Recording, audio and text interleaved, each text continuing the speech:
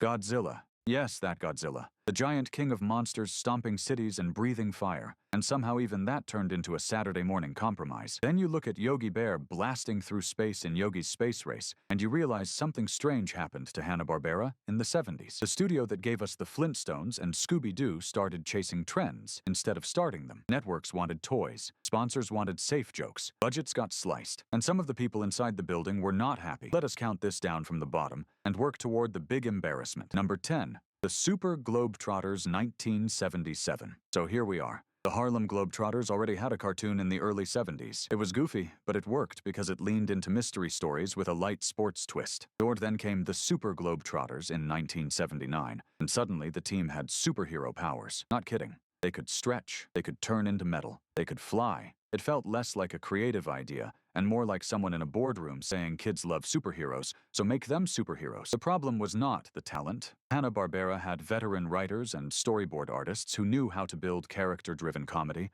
The problem was the mandate. The late 70s were deep in superhero fever. Super Friends was big. Comic book properties were hot. Networks wanted capes and action. So instead of building on what made the Globetrotters cartoon fun, the studio grafted powers onto real athletes and hoped kids would not notice the stretch. Inside the studio, the frustration was about formula. Episodes followed the same rhythm every time. Villain shows up. Globetrotters split up. Powers get used in predictable ways. Roll credits. There was no mystery structure to lean on anymore. No sports underdog story. Just plug-and-play superhero beats. For animators, it was even worse because the budget did not rise with the ambition. You had characters flying and stretching, but the animation was still limited. Lots of repeated cycles, lots of static poses, big ideas, tiny movement. Some former staff later admitted that this era felt like survival mode. Keep the network happy. Keep the sponsors happy. Get the episodes done fast. That is not how you build something you love. That is how you pay the bills. The show lasted one season. It is remembered mostly as a curiosity. Even fans of Hanna-Barbera look at it and go,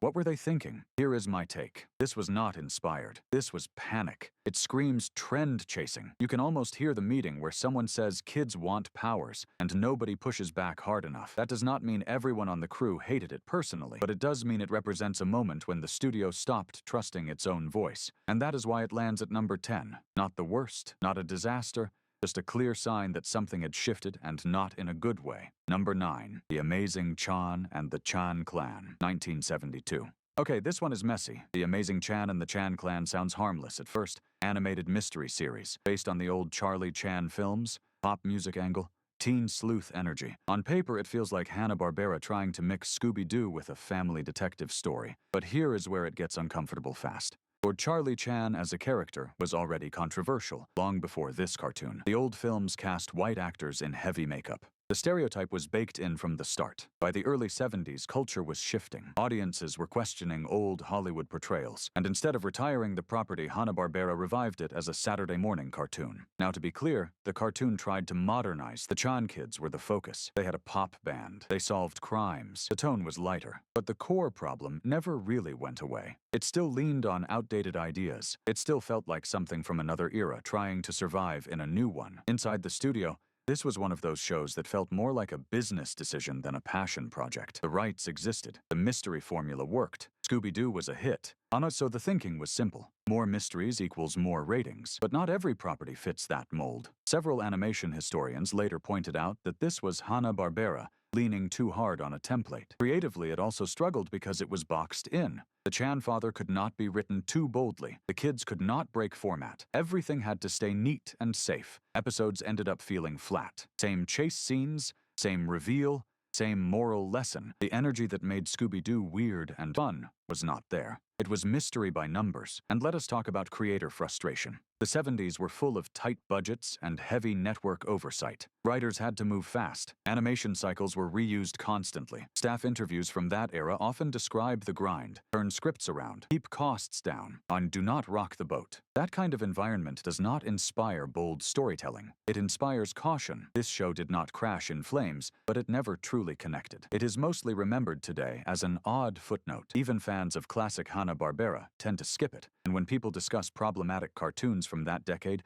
this one always comes up. My opinion, this was a brand misfire. The studio tried to stretch an old property into a new shape, and the seams showed. It felt dated the moment it aired. That is not creative passion. That is obligation, and that is why it sits at number 9. Not because it is the worst animated show ever made, but because it represents a moment where the studio chose familiarity over freshness and paid for it. Number 8. Wait Till Your Father Gets Home, 1972. This one always surprises people, because on paper it sounds bold. Primetime animated sitcom, adult themes, a working-class dad dealing with culture wars and generational clashes. It even gets compared to All in the Family. So why is it on a list like this? Because ambition and execution are two different things. Wait Till Your Father Gets Home was Hanna-Barbera trying to prove they could do more than bright animals and laugh tracks. And to be fair, it was a risk. It aired at night. It talked about politics. It poked at social issues. That was not typical for the studio. But here is the thing. The network leash was tight. Very tight. Writers from that era have described the balancing. Push too hard and you get notes. Soften it, and it feels bland. The result was a show that wanted to bite, but kept pulling its teeth out at the last second. And the dad character, Harry Boyle, was meant to be flawed. The kids were meant to represent shifting culture. But every time things got interesting, the script snapped back to safe territory. And inside the studio, there was tension. Hanna-Barbera had built its brand on limited animation and quick turnaround production. Primetime audiences expected more polish, more nuance, more visual movement. That costs money, and money was not flowing freely. So you ended up with adult conversations delivered in very static scenes. Characters talking, not moving much, mouths opening and closing. It felt stiff. Some staff later admitted it was exhausting, trying to compete with live-action sitcoms while using a production model built for Saturday mornings. That is a mismatch. You could feel it in the pacing. But jokes sometimes landed flat because the rhythm was off. Timing is everything in comedy. Limited animation makes timing harder. Now, do not get me wrong. This show has defenders. It is historically important. It proved adult animation on TV could exist before The Simpsons made it mainstream. But important does not mean fully loved. Even Joseph Barbera later suggested that primetime animation was not their strongest lane in that period. The audience numbers dipped. The network lost faith. It ended after 3 seasons. Here is my take. This was not lazy. It was misaligned. The studio tried to pivot into something sharper, but did not fully commit resources or creative freedom. That leaves everyone frustrated. Writers want more bite. Animators want more fluidity. Executives want safer jokes. That is a tug of war. And when you make a show in a tug of war environment, it shows on screen. So it lands at number 8. Not a disaster, not a joke, but a clear example of creators reaching for something bigger, getting boxed in by the system around them. Number 7. The Roman Holidays, 1972. Now this one feels almost cruel, because you can see exactly what happened. Someone looked at the Flintstones and said that worked, so let us just do that again, but in ancient Rome. Same Stone Age suburban vibe, same husband-wife-neighbor rhythm, same style of jokes, just swap out the setting. That is the Roman Holidays. And this is where the creative frustration really kicks in. By the early 70s, the Flintstones was already a legend. It had charm, it had timing, it had personality. It felt fresh when it debuted in the 60s. And the Roman Holidays did not feel fresh. It felt recycled, and people inside the animation world noticed. The show followed the Holiday family living in Rome during the reign of Caesar Augustus. Dad worked at a marble quarry. Mom handled the house. The kids got into scrapes. The neighbor was basically a Roman version of Barney. You could almost predict every gag before it happened. Rock puns became marble puns. Stone jokes became toga jokes. That was the level of change. Animators and writers from that era have talked about the production pipeline at Hanna-Barbera in the 70s. It was fast, very fast. Scripts were cranked out. Storyboards were rushed. Animation cycles were reused across different shows. When you are already working under those limits, the last thing you want is to feel like you are copying your own greatest hit. But that is what this felt like. Not a love letter, not a clever twist, just a formula stretched thin. And the network pressure did not help. Executives wanted safe bets, familiar structures, shows that felt like something that had already succeeded. Innovation was risky. Recycling was safer. You can sense that lack of spark when you watch it. The jokes rarely surprise. The characters rarely break type. It moves along politely. That is not how classics are made. Classics have bite. This has comfort. there is also something quietly sad about it. Hanna-Barbera built an empire on original TV animation. By the 70s, they were reacting instead of leading. The Roman holidays is one of the clearest examples of that shift. It says we know what works, so let us repeat it instead of asking what could work next. My opinion, this is not offensive. It is not loud. It is just uninspired. And when creators feel uninspired, that bleeds into the final product. You can feel the routine, the mechanical rhythm, the absence of risk. So number 7 sits here as a symbol, not of failure exactly, but of stagnation. When a studio starts echoing its own past instead of building a new future, that is when fans start to drift. And that drift was already happening by this point. Number 6, Yogi's Space Race, 1978. This is where it gets obvious. Star Wars explodes in 1977. Suddenly space is cool again. Laser battles, cosmic races, sci-fi everything. And 1 year later, Yogi Bear is in a rocket ship racing through the galaxy. That is not subtle. That is trend chasing with a megaphone. Yogi's Space Race sounds wild at first. Yogi Bear, Huckleberry Hound, Snagglepuss, on all blasting through outer space in cartoon spaceships, competing in a giant intergalactic race. It should feel fun. It should feel like Hanna-Barbera going big, but it feels like a parody of their own desperation. Inside the studio, this era was about survival. Ratings were slipping. Networks were demanding toy-friendly concepts.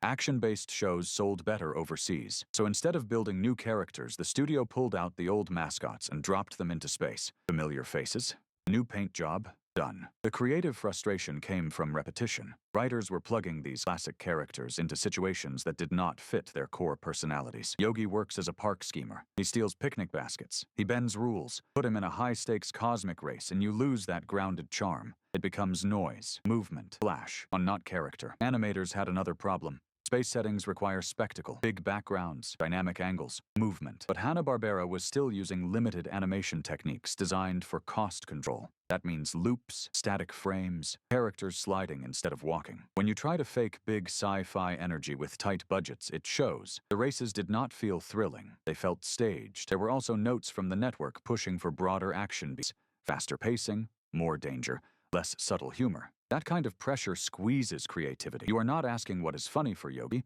You are asking what fits the space race template. That is backwards, and fans felt it. The show ran 1 season. It is mostly remembered as a strange experiment. Even die-hard Hanna-Barbera fans admit it feels off, like someone wearing a costume 2 sizes too big. Here is my hot take. This was the moment the studio stopped trusting character-first storytelling and started trusting trends.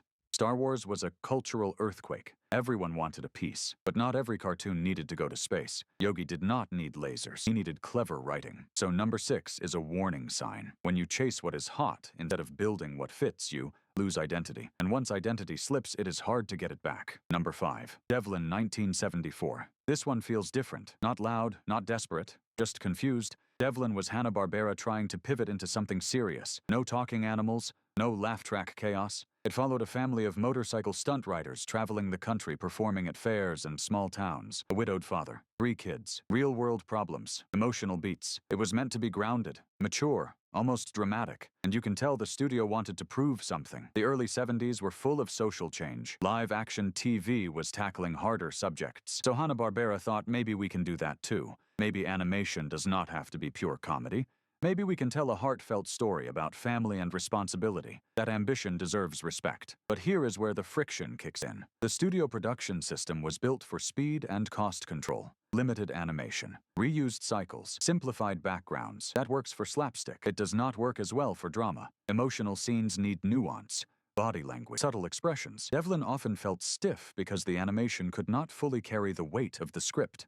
Writers from that era have hinted that the tone was hard to nail. Too light, and it feels fake. Too heavy, and the network gets nervous. Saturday morning audiences were not used to quiet family tension. They expected jokes, so episodes sometimes felt like they were pulling back from their own seriousness, like the show was afraid to fully commit. There was also a branding problem. Hanna-Barbera was known for bright animals and fast comedy. Parents and kids tuning in did not always know what to make of a relatively somber show about stunt performers dealing with loss and responsibility. Ratings never exploded. The show lasted 2 seasons and quietly faded. Inside the studio, this kind of project can create mixed feelings.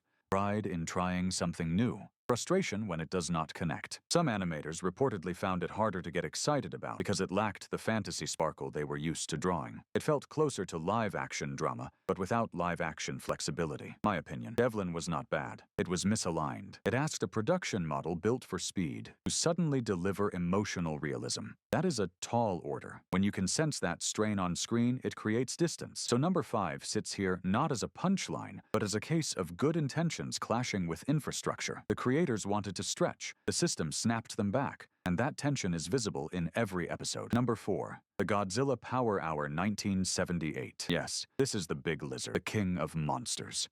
And somehow this became a Saturday morning compromise. On paper, this should have been massive. Godzilla in animated form. But giant creatures, cities shaking, epic scale. Hanna-Barbera teaming up with Toho. That sounds like a slam dunk. Kids love monsters. Monsters sell toys. Done. But here is where the frustration starts. The version of Godzilla that showed up in 1978 was not the terrifying force of nature from the Japanese films. He was softened, smoothed out, turned into a protector who responded to a group of young scientists traveling the world in a ship called the Calico. That shift alone tells you the network was steering hard. And then came Godzilla. This little flying sidekick was clearly designed to make the show cuter, more marketable, more kid-friendly. But it also diluted the tone. Godzilla went from unstoppable nuclear metaphor to babysitter with a mascot. That is a big downgrade. Even fans at the time were confused. Or the creature that once crushed cities was now taking orders from teenagers. Inside the animation world, this era was all about constraints. The action had to be exciting, but not too scary. Monsters had to be dangerous, but not disturbing. Destruction had to be implied, rather than fully shown. That kind of sanitizing creates a strange vibe. You get giant battles that never feel truly threatening. There was also the visual issue. Limited animation and giant monster action do not mix easily. Big creatures require weight, impact, scale. Instead, you often got repeated roar cycles, static backgrounds, slow pans, the illusion of size without the punch. People close to the studio later acknowledged that licensed properties were often shaped heavily by network notes.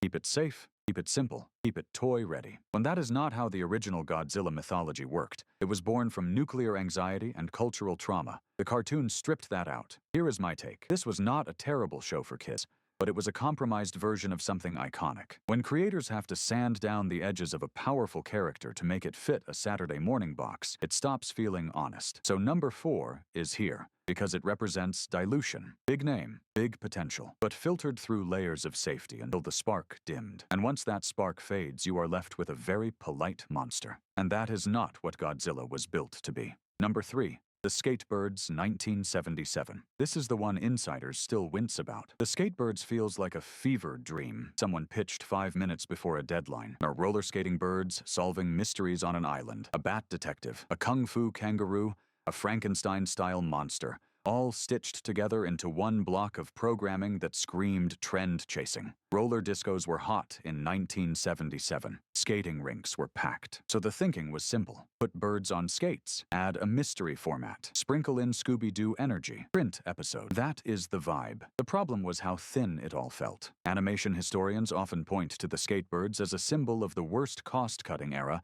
at Hanna-Barbera. Backgrounds were minimal. Movements were looped constantly. Characters slid across the screen instead of walking. It looked rushed because it was rushed. The studio was producing massive amounts of content for Saturday mornings, and the pipeline was strained. But writers did not have much room to experiment either. Each segment followed a rigid template. Introduce the threat. Insert chase scene. Reveal villain. Reset. The characters were loud, but not layered. There was no time to build personality beyond catchphrases. Inside a studio that once pioneered primetime animation, this kind of assembly line production can feel demoralizing. Former staff have spoken generally about that period as one of volume over craft. Get it on air. Keep the slot filled. Do not exceed budget. When that is the priority, quality becomes secondary, and fans noticed. Even kids at the time found it chaotic. Not in a fun way, in a messy way. The show lasted 1 season and faded fast. It did not leave a nostalgic glow, it left confusion. Here is my blunt opinion. This feels like a product, not a passion project. It is Hanna-Barbera reacting to disco culture